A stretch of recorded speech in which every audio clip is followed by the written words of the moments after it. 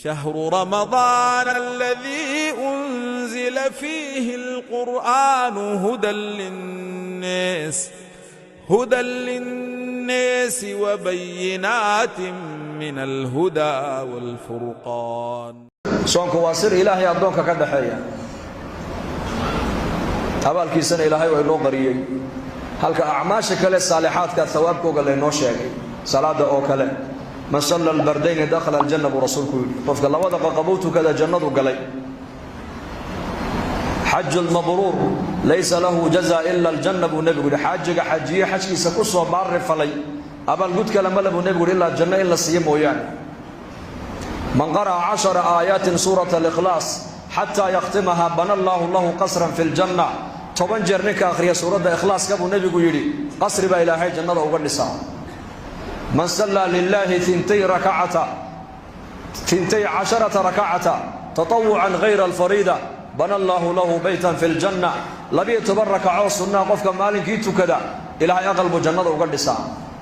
labada subaxa ka horeysa iyo afar duhurka ka horeysa iyo laba duhur ka dambaysa iyo labada maghrib ka dambaysa iyo labada cishaa'iga ka dambaysa buu rasuulku yiri 12 ka rak'ay sunna qofka maalintii tukada ilaahay aqalbu jannada uga dhisaa man bana lillahi masjidan bana Allahu lahu baytan fil janna niga masaajid ilaahay dirti u dhisay isagan ilaahay aqalbu jannada uga dhisaa ana wa kafilul yatiim ka hatayn fil janna ilma agoona ninka soo qaatay ee kafaala qaaday tarbiyadiisa wanaajiyayna aniga ninkaas jannada sadaasan isku nahay rasuulku yiri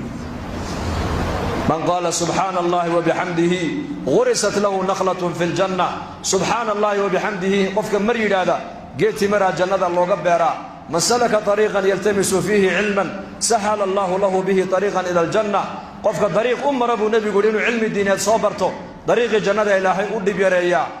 acmaasha kale dhan thawaabkooga waa la inoo sheegay janna la yiri laakiin soonka markay noqotay ilaahay baa la fa innahu li wa ana ajzi bihi soonka aniga iskale anigana adoonka ka abaal marinaya baa ilaahay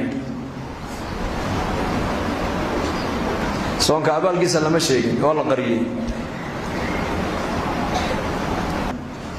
hallo qariya soonka abaalkiisa laano wa sir wa ibada sirriya ilaahay adiga um baasuduna soomanta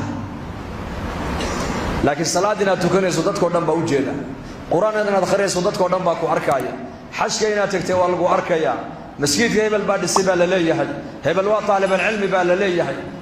hebel agoontu fiican yahay baa la leeyahay hebel waa saaxibu salaad baa la leeyahay hebel uu xajiyay baa xajka ina tagtay waa lagu arkaya laakiin inaad sooman tahay ilaahay ma inta lagu markayso وسر بينك وبين الله ما دام السر يحيصونك أذيه إلهي نقدر حينا أبالكيسية ثوابكيسون وسر